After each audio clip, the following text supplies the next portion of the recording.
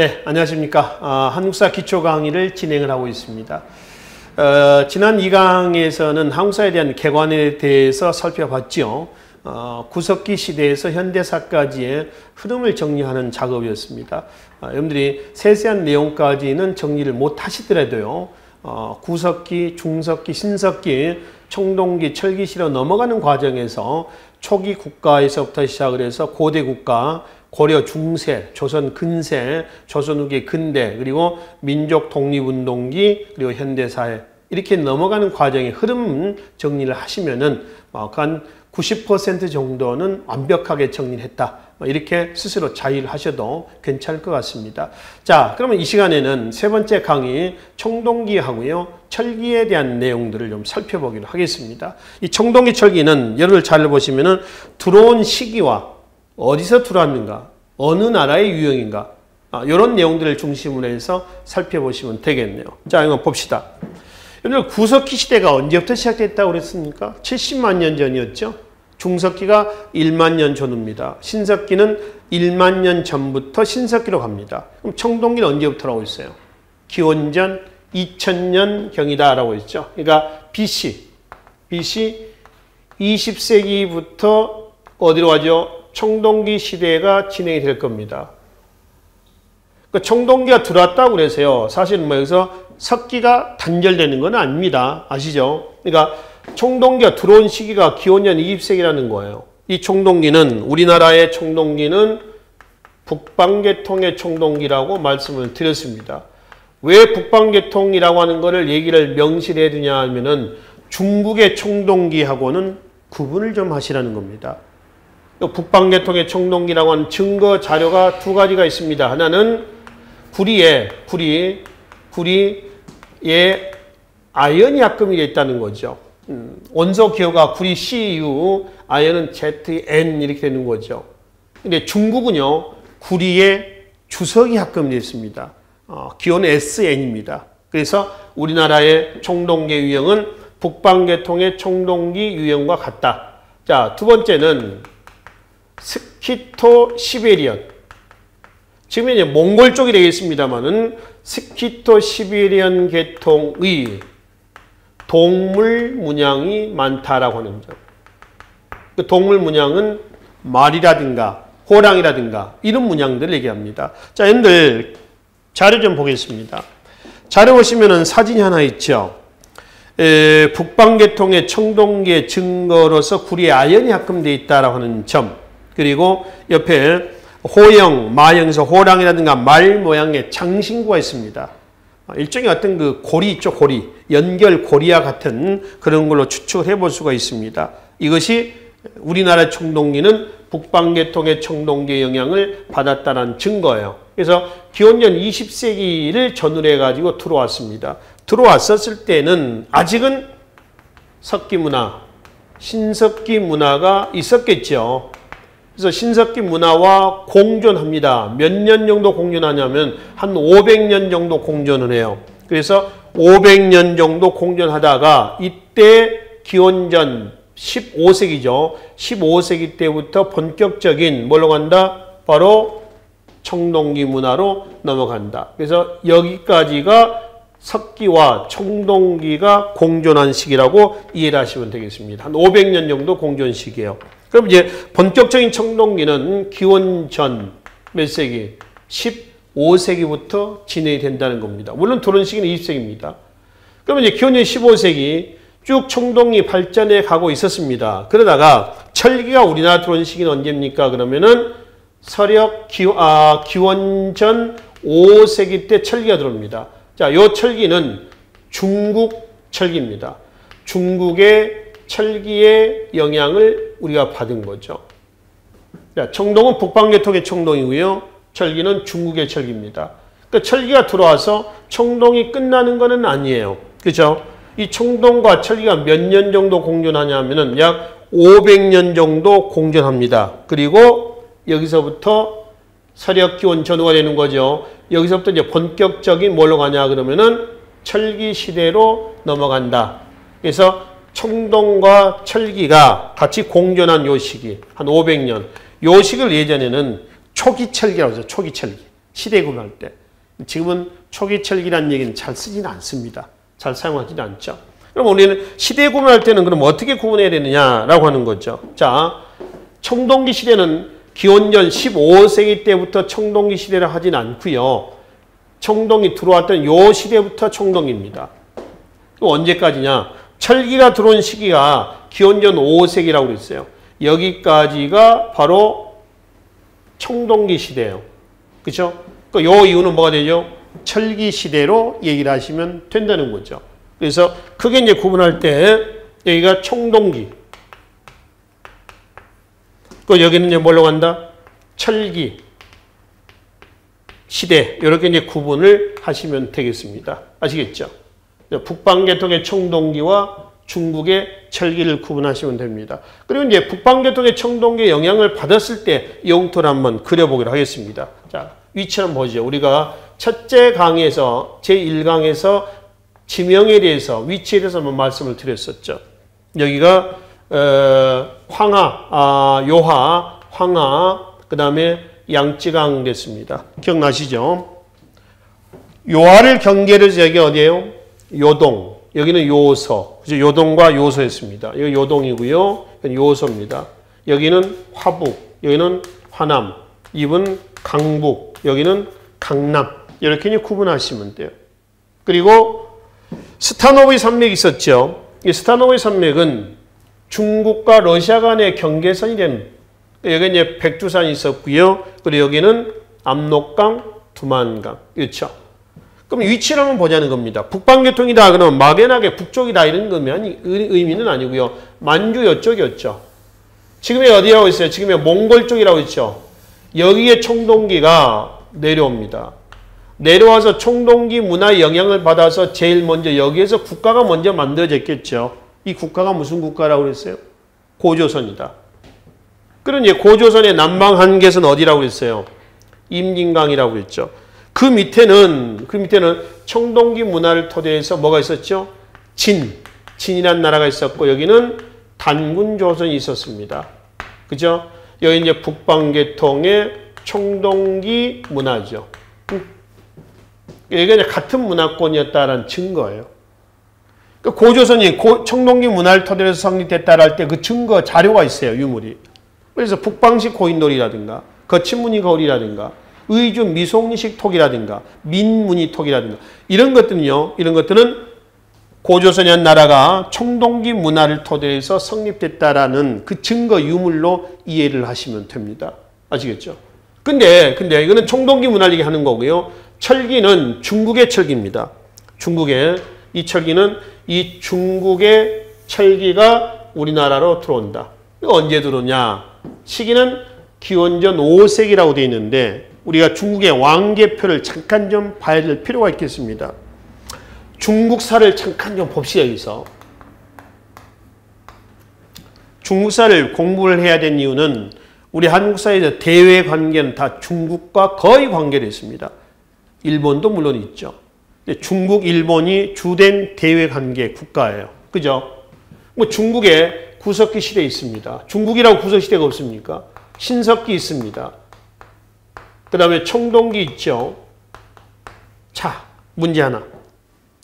청동기 문화를 토대로 해서 성립된 중국사의 세계사의 4대 문명 중에 하나가 무슨 문명이었나요? 바로 황하 문명이었죠. 황하 문명.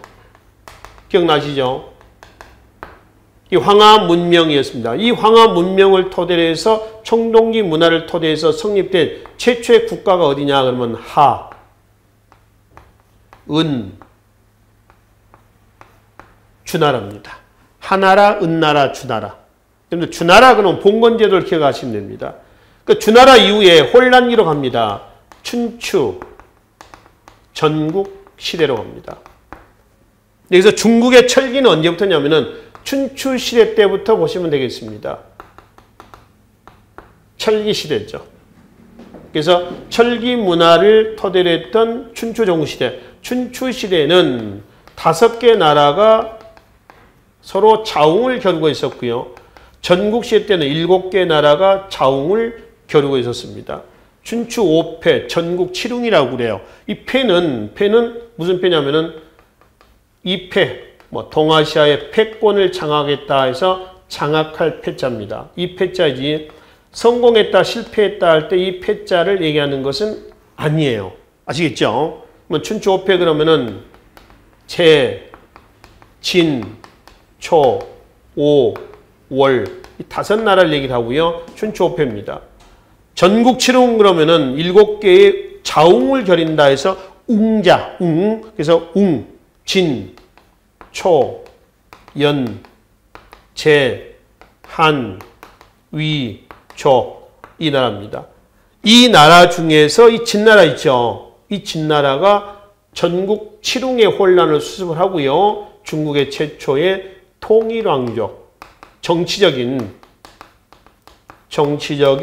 통일 왕조를 개창을 했습니다. 최초의 통일왕조, 그러니까 진시황제, 맨 처음 황제에서 시황제라고 얘기를 하는 거죠. 그 진나라는 오래 가진 못했어요. 진나라 진시황에 너무 많은 무리한 대원정, 흉노토벌로 인한 국력 소실입니다. 또 만리장성 축조라든가 아방궁 축조라든가로 인해서 많은 요역동을 합니다. 민심 위반이 되는 거죠. 이 결국 단명합니다. 그리고 한나라가 들어섰습니다. 한은 전한, 신한은 전한의 외척 왕망이라는 사람이 건국했던 나라입니다. 그 다음에 다시 왕정 복고가 되죠. 후한입니다. 묶어서 한입니다. 중국의 왕조의 국가의 명칭은 다 외자입니다. 외자요. 한 글자란 말이에요. 전부 다. 이건 이제 전한, 신한, 후한은 구분하기 위해서. 아까 우리가 고조선 그랬을 때 단군조선, 이만조선 이렇게 구분하잖아요. 그러듯이 그런 의미고요. 그냥 고조선이잖아요. 그것도. 여기도 전한, 신한, 후한도 그런 의미로 보시면 됩니다. 그리고 한 이후에 황건적의 난으로 인해서 분열됩니다. 중국은 위, 촉, 오로 분열돼요. 분열된 삼국을 통일했던 나라가 서쪽에 있는 진입니다. 서진입니다. 자, 여기까지 보겠습니다. 여기서 후한에서 위촉으로 분열되게 된 계기는 황건적의 난이에요. 머리에 황색 두건을 두른 겁니다. 고려 말에 가면은 원나라 말기가 되겠죠. 홍건적의 난이 일어나요. 붉은색 두건입니다. 이거는 황색 두건이에요. 우리가 1862년 세도 정치 때 조선 후기죠. 진주에서 진주 밀란이 일어납니다. 그 진주 밀란을 다른 말로 뭐라고 하냐면은 머리에 하얀색 두건을 둘렀다 그래서 뭐라고 그래요? 백건당의 난이다 이렇게 하죠. 색깔에 따라서 얘기를 하는 거죠. 그런 의미입니다. 황건역도 그런 의미로 이해를 하시면 되겠죠. 자, 그러면 다시 보겠습니다. 중국의 철기가 이제 우리나라 들어온다고 그랬잖아요. 그죠? 중국 철기는 춘추 전국시대의 혼란기 아닙니까? 이 혼란기 때의 혼란을 피해서 1차 유민이 우리나라로 들어옵니다. 들어왔었을 때 우리나라는 어느 시대냐 하면은 고조선입니다. 고조선 중에서도 단군조선. 단군조선의 마지막 왕이 누구라고 그랬어요? 준왕이라 준왕입니다. 준왕은 1차 유민, 이 혼란 때 내려왔던 유민들을 다 죽였을까요? 아니면 받아줬을까요? 죄다 받아줍니다. 근데 준왕 다음에 이제 들어왔던 사람이 이만조선이었습니다. 이만은 그럼 언제 때 들어왔느냐? 이만은 진에서 한으로 넘어갈 때 있죠. 이때에 2차 유민이 우리나라로 들어옵니다. 이동을 하죠. 이 2차 유민 중에 누가 있었냐면은 위만이 있었습니다. 그럼 내려올 때 철기를 가지고 왔겠죠. 철기는 이때 소개가 됐다. 소개 정도 되는 정도. 여기는 위만이에서 본격적으로 철기가 보급되는 시절입니다. 그 위만이 내려오자 준왕은 위만을 받아줬을까요? 얘네들을 아니면 내쳤을까요? 받아줬잖아요. 받아줬습니다. 박사라는 관직을 주고 서쪽 변방 수비를 맡겼는데 결국 위만이 준왕을 치고 기원전 194년에 위만조선을 성립을 시켰어요. 그래서 고조선은 청동기 문화부터요 철기세 때까지 가는 겁니다. 그 위만조선이 중국 한나라 무제에게 멸망했죠. 한나라면 전한입니다. 전한. 한나라 무제죠. BC 108년이죠. 그래서 한나라 무제가 치고 이게 한 사군을 성립을 시켜놓은 겁니다. 낭랑, 진번, 임둔, 현도군에서 뭐죠? 한 사군이 되는 거죠. 그 다음에는 어디가 되는 거죠? 이제 부여고구려 옥조동의 사만에서 우리가 지난 시간에 한국사 개관에서 말씀드렸죠. 그 내용을 참고하시면 됩니다. 그래서 이제 다시 돌아와서 철기가 우리나라에 들어온 것은 중국의 춘추 전국시대 혼란기 때 소개가 됐고 본격적인 철기는 이만해에서 소개가 됐다라고 하는 겁니다. 이만조선의 마지막 왕이 우거왕입니다. 우거왕. 단군조선의 마지막은 준왕입니다. 굳이 제가 이 왕들을 먼저 말씀드린 이유는 이 경찰직 공무원 시험 문제에서 몇 번 나왔던 부분이고요. 물론 이제 일반직 공무원에서도 나왔었던 문제입니다만은 이게 가끔 뒤집어서 출제가 되기도 했거든요. 선지에 보면은 단군조선의 마지막 왕을 우고왕, 위만조선의 마지막 왕을 준왕으로 잘못 표기하는, 물론 틀린 문장이 되겠지만은 그렇게 출제가 된 문제가 있었어요. 그래서 그런 부분을 놓치지 마시라라는 의미에서 말씀을 드린 겁니다. 자, 돌아오겠습니다. 그래서 철기는 중국의 철기, 청동은 북방계통의 청동기 이렇습니다. 그러면 북방계통의 청동기가 들어왔었을 때 이때 대표적인 유물은 뭐가 있었느냐? 이 시대를 대표하는 유물이 있습니다. 비파형 동검, 또 청동 거울에 보면 거친 무늬 거울, 의주, 미송리 동굴에서 나왔던 미송리식 토기, 이 시대를 대표하는 민무늬 토기, 그 다음에 붉은색 붉은 간토키, 그리고 농기구로서는 반달 돌칼 이렇습니다. 여러분 여기서 하나 특히 주의를 하셔야 될 부분이 있습니다. 반달 돌칼입니다. 청동기 시대 때 왜 청동기에 농기구가 없었을까 이거거든요. 청동기에 농기구는요 없습니다. 그러니까 이것도 이제 기출 문제에서 많이 나오는 부분입니다. 서술형 문장에서요 청동계 농기구, 우리 국사상에서 이 청동계 농기구라는 단어가 있죠. 이런 단어가 나오면은 이건 무조건 틀린 문장이에요. 그러니까 국어사전에 청동계 농기구란 단어는 없다 이렇게 생각하시면 됩니다. 아시겠죠? 이게 반달돌칼이에요. 또 청동은 누가 쓰느냐는 얘기예요.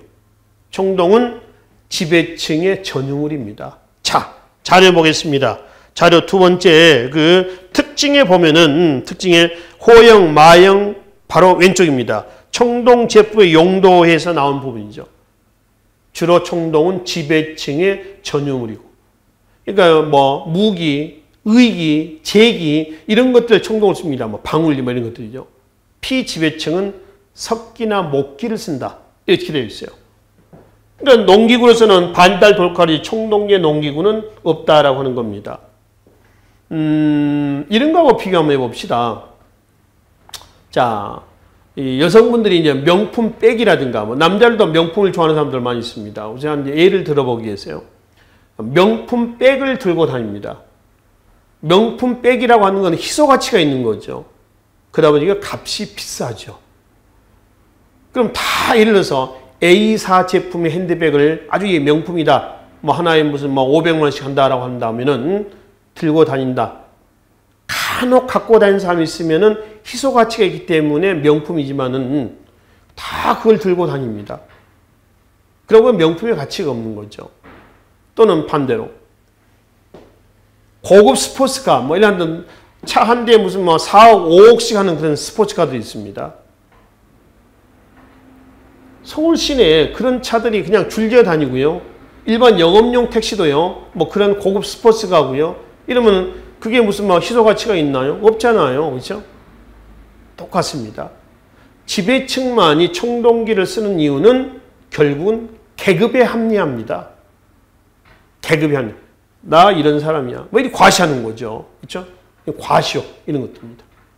그래서 그 계급 합리화 속에서 지배층만의 청동은 지배층만의 전유물로 사용을 하게 됐던 것이죠. 자연스럽게 이런 과정에서 우월한 선민사상이 나오고요. 선민사상은 스스로 우리는 하늘의 자손이다 라고 하는 사상을 선민사상이라고 그래요. 그 선민사상 토대에 단군신화가 나오고요. 단군신화를 토대로 해서 최초의 국가 뭐가 만들어진다? 고조선이 만들어진다는 겁니다. 고조선은 청동기 문화를 토대로 한 우리나라의 최초의 국가다. 이렇게 얘기를 하시면 된다는 거죠. 이해되시죠? 그러니까 이때는 돌, 지배층만이 청동기를 쓰는 그런 시절이었습니다. 이러한 유물들이 어디서 출토가 됐냐 그러면은 고인돌에서 출토가 됩니다. 이 고인돌은 뭐 북방식도 있고 남방식도 있습니다만 일단 내용은 나중에 보고요. 지석묘라고 하죠. 한자로는 지석묘, 고인돌. 돌이 고여 있어서 고인돌이라고 그러지 다른 의미는 없어요. 아시겠죠? 이거는 청동시대 때 대표적인 유물입니다. 그러면은 철기 시대로 넘어가면서 이러한 유물들이 어떻게 됐냐. 비파형 동검이 북방계통의 동검인데 직접 우리가 만들어 쓰기도 합니다. 직접 만들어 쓴 것은 세형 동검이고요. 거울도 그래요. 청동 거울도. 거친 무늬 거울이 뭐로 되나요? 잔무늬 거울로 되는 거죠. 비파형 동검이라고 하는 것은 비파 모양의 검을 얘기를 합니다. 자, 두 번째 장에, 다음 장에 사진 좀 잠깐 좀 보고 갑시다. 비파형 동검 있죠? 찾았습니까? 맨 왼쪽에 있습니다. 위에 왼쪽에 비파형에서 비파 모양. 비파는 뭐냐? 우리 국악기입니다. 현악기인데 기타와 같은 거예요. 현악기. 줄로 되어 있습니다. 그게 세형 동검입니다. 세형은 간을 세자를 씁니다. 이렇게 써요. 간을 세자를. 조금 슬림해졌죠? 그죠? 슬림했습니다. 청동 거울도 그래요. 청동 거울이 거친 무늬에서 잔무늬인데 거친 무늬 거울은 이렇게 고리가 있고요. 여기도 고리가 있습니다.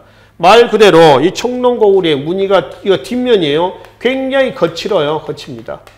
근데 잔무늬 거울은 아주 곱습니다. 이렇게.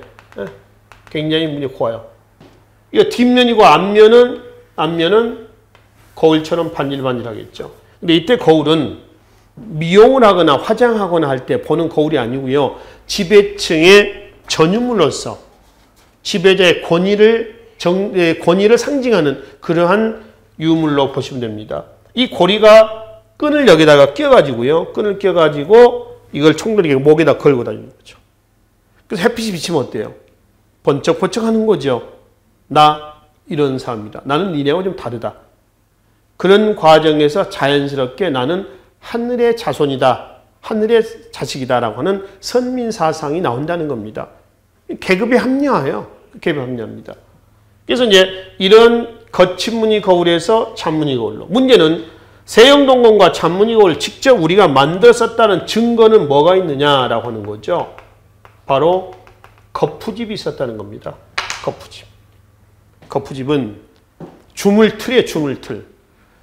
왜 우리 보면은 그 길거리에 말이죠. 시장이나 붕어빵 만들죠. 붕어빵 만들 때 틀이 두 개가 있죠. 그래서 하나 뚜껑을 벌려서 반죽한 밀가루를 넣고 덮고 굳으면은 벌려서 꺼내죠. 그렇죠? 그게 거푸집이죠. 거푸집. 이 거푸집이 한반도 전 지역에서 나옵니다. 뭘 의미할까요? 직접 우리가 만들어 썼다라고 하는 것을 의미하는 거죠. 거푸집이요. 그래서 거푸집의 등장은 자료 프린트 좀 보겠습니다. 이 거푸집의 등장은 어떤 의미를 갖고 있냐면은 직접 우리가 만들어 썼다는 증거란 말이에요. 자, 자료 사진 좀 봐봐요. 청동 도끼 거푸집이 있어요. 청동 도끼 거푸집만 있는 건 아니겠죠. 거울을 만드는 거푸집도 있을 거고 세형 동검을 만드는 거푸집도 있을 거고 그 주물틀들이 있을 거란 얘기입니다. 아시겠죠? 그리고 이제 톡이 있죠. 의주 미송리식 톡이, 민무늬 톡이, 붉은 간톡이 있습니다. 이런 톡이가 사용되고 있는데 그 토대 없어진 건 아니고요. 사용되고 있는데 새롭게 철기가 들어온 이후에 만들어진 토기들이 있단 말이에요. 그 토기가 뭐가 있냐라면은 검은 간톡이. 검은 간톡, 그러니까 붉은색 톡이고요. 붉은 간톡이. 이거는 검은색 톡입니다. 검은 간톡이. 이렇게 합니다. 검은 간톡이다. 이런 게 이거 외에 새롭게 나온 톡이들입니다. 가장 큰 변화는 반달 돌칼에서 철제 농기구가 나왔다는 겁니다. 그래서 농기구로서 금속제 농기가 나온 것은 철기 시대 때부터입니다. 청동 시대 때까지는 반달 돌칼이다. 반달 돌칼은 사진에서 많이 보셨을 겁니다. 돌이에요, 돌. 돌인데 구멍이 뚫려져 있고요. 여기에 날이 서 있습니다. 날. 그 구멍에다 이제 뭘 끼우는 거예요? 끈을 끼워요. 손을 집어 넣습니다. 그래서 이삭, 벼 이삭, 곡식의 이삭을 이렇게 뚝뚝 따는 거예요. 반달 돌칼입니다. 반달 모양의 칼이다라고 하는 겁니다. 그리고 이런 유물들이 출토가 된 곳은 어디입니까? 그러면은 널 무덤에서 주로 많이 출토가 되는데 이 널 무덤을 발굴해 보니까요. 청동과 뭐가 있었다? 철기. 청동과 철기가 같이 부장이 돼 있었던 겁니다. 이거는 뭘 의미할까요? 이 시대 때에 철기가 들어왔다고 그래서 청동이 싸그리 없어지고 철기만 사용이 됐다는 것이 아니라 청동과 철기가 같이 공존했다는 것은 같이 사용됐다는 겁니다. 보세요. 자, 청동이 기원전 2세기 들어와가지고 계속 가지 않습니까? 가다가 여기까지 갑니다. 철기가 기원전 5세기 때 들어왔다고 그랬죠? 들어왔다고 해서 청동이 없어진다고 그랬니? 아니다. 그러니까 청동과 철기가 같이 몇 년간 공존했다는 거예요. 500년간 공존했다는 거예요. 그 사실을 보여주는 증거 무덤이 어디냐면 널 무덤이다. 이렇게 보시라는 얘기입니다. 아시겠죠? 그래서 청동 시대 때, 철기 시대 때 대표적인 유물들은 이런 정도로 이해를 좀 하시면 되겠습니다. 한편 사진 좀 잠깐 더 보겠습니다. 그 사진을 보신 말이죠. 명도전, 반양전, 이거 경상남도 사천, 늑도라고 하는 섬에서 발견된 겁니다. 오수전, 그렇죠? 이거 중국 화폐입니다. 우리나라 화폐가 아니죠. 중국 화폐가 왜 우리나라에서 발견됐냐는 얘기군요. 이유는 철기가 우리나라에 들어올 때 철기 하나만 달랑 들어온 게 아니라 중국의 다른 뭐도 문화적인 또는 경제적인 이런 것들을 확인해 볼 수가 있습니다. 교역의 증거입니다.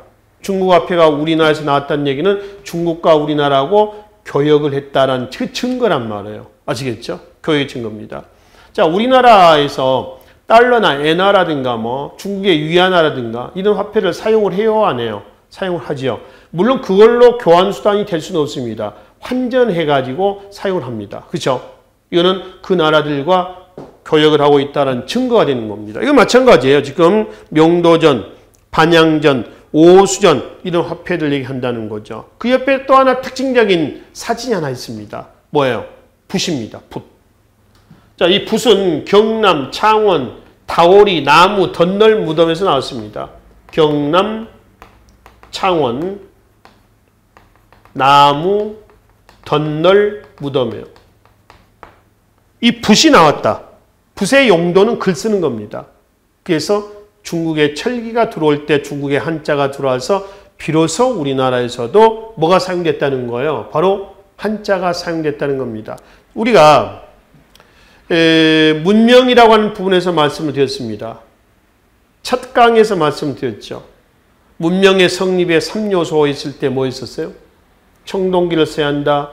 국가가 나왔다. 문자의 사용이다. 그래서 선사시대와 역사시대 구분 기준은 문자를 가지고 얘기한다고 그랬죠. 그죠? 그 청동기 문화를 통해서 문자가 나오거든요. 그러니까 청동기 이후가 역사시대에 된다고 그랬잖아요. 근데 우리나라는 청동기 시대 때부터 문자를 사용하지 않습니다. 우리나라는 언제부터요? 철기 시대 때부터 문자를 쓴다. 그 증거는 중국의 한자인데 경남 창원 다호리라고 하는 곳에서 출토가 된 나무 덧널 무덤에서 출토된 붓이다. 이 붓이 또 사진을 보시면 양쪽 끝에 붓털이 달려 있습니다.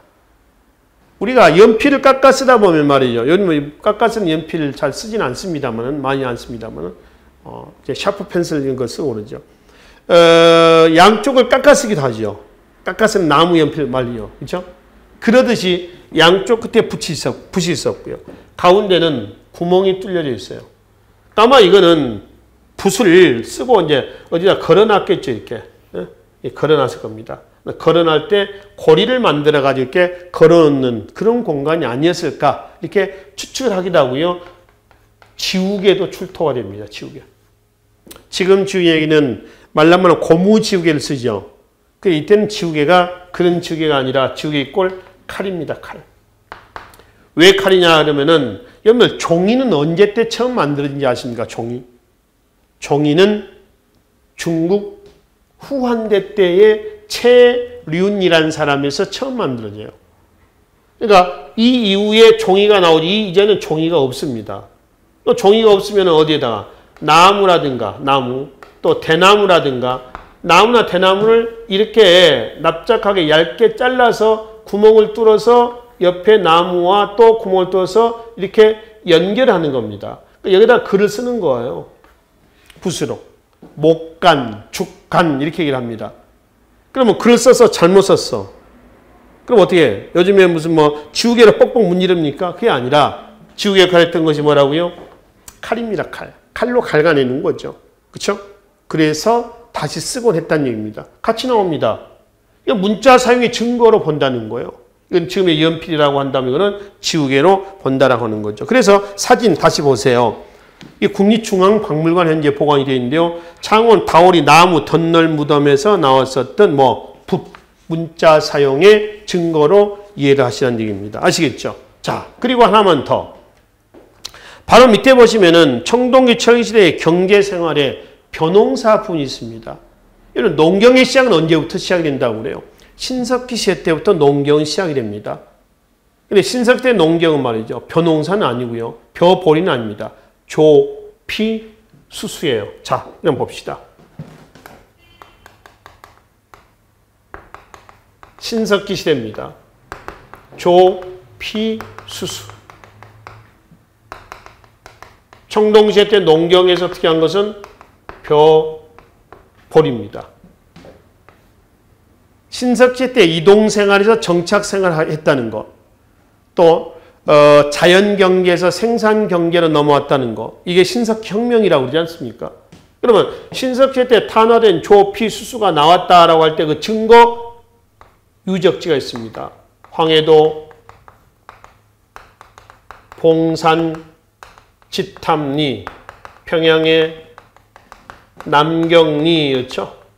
여기고요. 탄화된 벽시가 출토가 된 곳이 있어요. 밑줄 좀 그어놓으실래요? 거기에 보면은, 자, 부여, 송궁리, 그 다음에, 여주, 흔암리, 충남 서천, 화금리. 이 유적지는 말이죠. 여러분들 공식으로 좀 기억을 좀 해 두실래요? 공식으로. 그래서 요 유적지가 신석기 시대 때의 농경의 시작인데 조, 피, 수수. 이 유적지는 탄화된 벽시가 출토가 되면서 청동시대 때 벼농사가 행했다는 증거로 기억을 좀 해두세요. 그리고 벼 이삭을 자르는 데 썼던 뭐가 있어요? 반달 돌칼이 있었다. 농기구로서 반달 돌칼이 있었고 철제 농기구는 철기시대에 가서 나온다라고 하는 점. 이해되시죠? 또 하나. 자료에 보시면은 그 청동기 철기시대 생활상에 보면은 맨 밑에 선민사상이라고 있습니다. 밑에서 한 6째 줄을 보시면은 선민사상이라고 있어요. 밑줄 좀 그어놓으실래요? 선민사상이란 정의로 나와 있죠. 선민사상이란 스스로 하늘의 자손이라고 믿는 신앙. 이걸 뭐라고 그래요? 선민사상이라고 그래요. 그럼 이 선민사상은 어떤 배경에서 나왔냐? 계급 발생, 계급을 토대로 나온다는 거죠. 계급은 언제 때 처음 나온다고 그랬니? 청동시대 때입니다. 그러면 청동시대 때에 방금 말씀드렸습니다마는 지배층은 뭐를 쓰고 청동을 쓰고 피지배층은 뭘 쓰고 석기를 쓴다. 청동과 석기를 구분해서 쓰는 이유는 뭐냐? 방금 말씀드렸죠. 뭐다? 계급의 합리화다. 전부 다 청동을 쓰면은 지배 피지배 구분이 없다는 거죠. 방금 말씀드린 명품에 관련된 얘기였습니다. 그 계급 합리화 속에서 뭐가 나온다는 거죠? 선민사상이 나온다는 겁니다. 우리는 스스로 하늘의 자손이다라고 믿는 신앙이에요. 이 선민사상을 토대로 해가지고 단군신화가 만들어지고요. 단군신화를 토대로 해서 성립된 최초의 국가는 어디다? 고조선이다. 그러니까 고조선은 어떤 문화를 토대로 한다? 청동기 문화를 토대로 한 우리나라의 최초의 국가다. 이렇게 이제 본다는 것이죠. 이 선민사상이 단군신화에 그대로 내재가 돼 있어요. 알게 모르게 숨겨져 있습니다. 단군신화에 보면은 널리 인간을 이롭게 한다라고 하는 뭐가 있어요? 홍, 익, 인간. 그리고 널리 세상을 교화한다. 뭐 제세, 이화. 그리고 토템 신앙 있죠? 단군 신화에 보면은 곰, 호랑이에서 나옵니다. 널리 인간이 이렇게 한다라고 하는 것은 모든 인간이 아니라 지배층을 얘기하고요. 모든 세상을 교화시킨다. 이롭게 교화시킨다. 누구 좋게? 지배층 좋게 교화시킨다. 곰과 호랑이 토템 신앙 나오죠. 결국 얘네들 마늘 몇 쪽 주고 쑥 몇 얼마 주고 햇빛을 보지 않고 100일 동안 동굴에 있으면 사람이 될 수 있다 했는데 결국 누구만 곰만 참아내고 호랑이는 어땠어요? 참아내지 못했습니다. 곰을 착한 호랑이를 배신자로 만든 거죠. 굳이 호랑이를 배신자로 만들어서 집어넣은 이유는 뭐냐 이거예요. 뭘까요? 지배층의 말에 순종하라는 겁니다. 그러면은 곰처럼 소원성취할 수 있다. 호랑이처럼 지배자에게 반발하거나 말을 따르지 않으면 소원성취할 수 없다라고 하는 것이 담겨져 있는 겁니다. 토템 신앙에. 그러니까 이러한 것에 선민 사상이 이러한 부분에 알게 모르게 자연스럽게 스며 녹아들어 있다라고 하는 겁니다. 이거를 토대로 해서 고조선이라는 나라가 만들어졌습니다. 이 과정입니다. 그래서 이제 고조제 성립 과정도 이 청동기 문화 때 이런 얘기들 같이 얘기를 하시면 되겠습니다. 자, 마지막 장에 보시면은 청동기 때 계급 발생의 증거로서 확인해 볼 수 있는 고인돌이 있습니다. 이 고인돌은 모양은 이런 거죠. 이런 형태로 있습니다. 이거를 제석이라고 그래요. 제석. 이걸 지석이라고 그래요. 지석. 뚜껑돌과 받침돌이라는 뜻이에요. 제석의 무게가 70톤에서 건 100톤 정도 됩니다. 굉장히 큰 거예요. 굉장히 큽니다. 근데 남방형과 북방형이 있죠. 지면 위로 지석이 노출됐잖아요. 이거 북방형입니다. 탁자 모양이라 해서 탁자식. 그 다음에 지석이 땅속 안으로 들어가는 경우가 있습니다. 이거는 남방식. 이렇게 합니다. 대체로 한강 이남에서는 이런 게 많이 나오고요. 이거는 한강 이북 쪽에서 북방식이 많이 나와요. 물론 남방식이라고 해서 다 이런 남방식만 나온 건 아니고요. 탁자 모양도 있어요. 근데 주류가 그렇다는 겁니다. 한강을 기점으로 해서 이북과 이남 이렇게 나눠서 보면은 그렇게 구분한다라고 하는 겁니다. 누구의 무덤이에요? 이 무덤 안에 누가 있을까요? 바로 치프, 족장입니다. 죽어서 이 큰 돌을 이거 어디서 구했으면 어떻게 만들었는지 우리가 추측만 할 뿐이지 기록이 없어서 확인할 수는 없어요.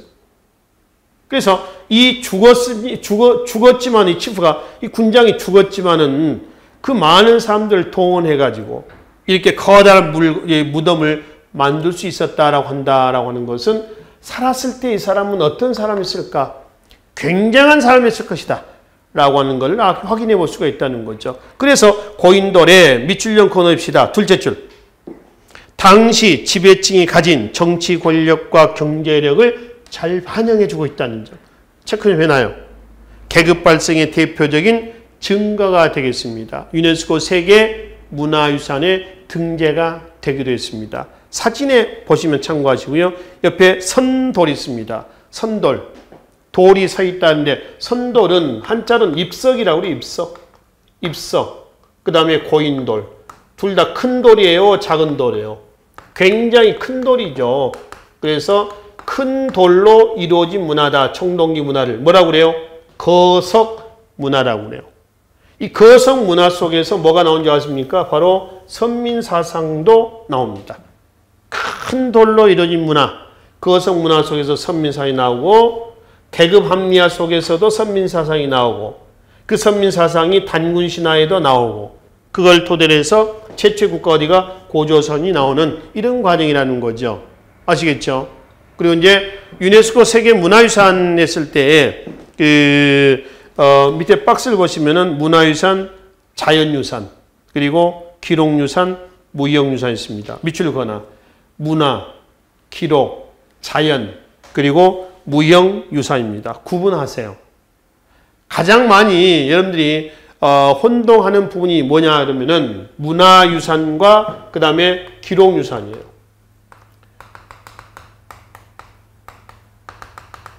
문화유산은 부동산이라고 보시면 됩니다. 그러니까 움직이면 안 돼요. 그 자리에 그대로 있어야 돼요. 근데 기록유산은 동산입니다. 동산이다. 또 기록유산은 글로 써는 겁니다. 그래서 이제 기록유산에서 훈민정음이 있습니다. 훈민정음이 뭐 국립박물관에 있건, 국립도서관에 있건, 아니면 뭐 광주에 있건, 부산에 있건 가치가 훼손된 건 아니죠. 진정성이 없어진 건 아닙니다. 그렇죠? 근데 창덕궁은 유네스코 세계문화유산이에요. 서울에 있죠. 창덕궁을 부산으로 옮겨놨습니다. 그럼 진정성, 가치성 훼손됩니다. 값어치가 없어져요. 그래서 그는 그 자리에 있어야 돼요. 움직이면 안 된다는 겁니다. 그렇죠? 이렇게 이제 구분하시면 돼요. 그리고 이제 최근에 그 유네스코 문화유산에 선정했던 것이 한국의 산지성은 있습니다. 사찰. 또 이게 이제 그 무형유산이나 자연유산에 선정이 됐다고 해서 계속하는 건 아니고요. 유네스코에서 계속 감시합니다. 잘 보존하고 있는지. 안 되면은 훼손 가치, 보존이 안 되고 있으면 진정성이나 가치성이 없어지지 않아요. 다시 취소를 해버려요. 이런 것들은 우리가 이 시대에서만이 아니라 다음 세대까지 계속 남겨줘야 할 부분들이죠. 잘 관리를 해야 될 부분들이겠습니다. 이것도 기출문제에 많이 나옵니다. 그래서 문화유산인지 자연유산인지 기록유산인지 이런 것들도 여러분들이 눈여겨봐 두셔야 될 대목이다라고 하는 것입니다. 자, 마지막 이 단원의 청동기 철기시대 내용을 마무리하면서 이 내용들, 청동기 철기시대 때 내용들이 과연 기출문제상에서는 어떤 유형으로 나왔는가라고 하는 것을 마지막 장에 보실래요? 1번 봐봐요. 2017년 지방기 문제입니다. 한반도 선사시대에 대한 설명을 옳지 않는 것에서 구석기, 신석기, 청동기 시대 때 얘기들을 지금 하고 있습니다. 이런 식의 문제예요. 그러니까 그 시대 특징적인 유물이라든가 사회생활, 경제생활을 이해를 하시라는 겁니다. 2번 문제도 봅시다. 2018년도 지방기 문제거든요. 다음은 각 유물과 그것이 사용되던 시기의 사회 모습이다. 옳은 것만을 모두 고르라 그랬죠. 승배찌르개. 승배찌개는 꾸준히 나옵니다. 승배찌르개는 구석기 후기 때 나온 건데요. 승배라고 하는 것은 참고로 자루를 얘기합니다. 자루를 승배라고 그래요. 뭐냐면 이런 식이 되는 거죠. 그래서 여기가 흉기 부분이고요. 요 부분, 이 부분을 자루, 이걸 승배라고 그래요. 그럼 왜 이걸 만들었냐 하면 여기다가 나무를 덧대가지고요. 나무 껍질이라든가 풀뿌리로 감아 싸가지고 이거를 뭐의 용도 쓰는 거죠? 창, 사냥할 때 던지는 창 있죠? 그 창의 용도 씁니다. 요 이음새 부분이 있죠? 자루, 이걸 승배라고 그래요. 이거는 구석기 후기 때부터 나오죠. 두 번째. 근데 이제 뒤에 변홍사는 언제부터라고 했을까? 변홍사는 청동기 시대 때 변홍사라고 있죠. 기억은 X, 니은, 붉은 간톡이 청동기죠. 청동기 시대입니다. 거친 무늬 거울을 사용하여 제사를 지내거나 의식을 거행했다. 청동기 시대 때 나오죠. 그렇죠? 아까 청동기 시대 때의 유물과 철기 시대 때 유물들 이렇게 구분해서 보시면 돼요. 그죠? 세 번째, 반달 돌칼. 농사를 짓기 시작했지만 계급이 없습니까? 반달 돌칼은 언제 나오니? 청동기 시대에 나온다는 거죠. 그래서 니은 그 다음에 기억 X, 니은 O, 디귿 X, 리을. 눌러찍기 무늬가 있습니다. 눌러찍기 무늬는 빗살무늬 톡이하고 비슷하죠. 무늬를 찍어서 무늬를 내는 겁니다. 그러니까 무늬를 그리는 게 아니라 찍는 거죠. 가락바퀴와 뼈반을 이용하여 옷이나 그물을 만들어 사용했다. 눌러찍기 무늬, 빗살무늬 톡이 다 신석기 시대 때 얘기입니다. 그래서 가락바퀴, 뼈바늘은 신석기 시대 때의 수공업의 증거로 이해를 하시면 되겠죠. 이런 식으로 해서 각 시대에 1번, 2번 다 시대의 특징적인 유물에 관련된 부분을 설명을 하고 있습니다. 기출문제에서 이제 이런 형태의 문제들이 출제가 된 거죠. 자, 그래서 오늘 기초 한국사 강의 3강에서는 청동기와 그리고 이제 철기 시대 때의 어떤 문화적인 특징, 사회적인 특징, 또 경제적인 특징 내용들을 중심으로 해서 살펴봤습니다. 다음 네 번째 강의에서는 또 다른 주제를 가지고 정리를 하도록 하겠습니다. 수고하셨습니다.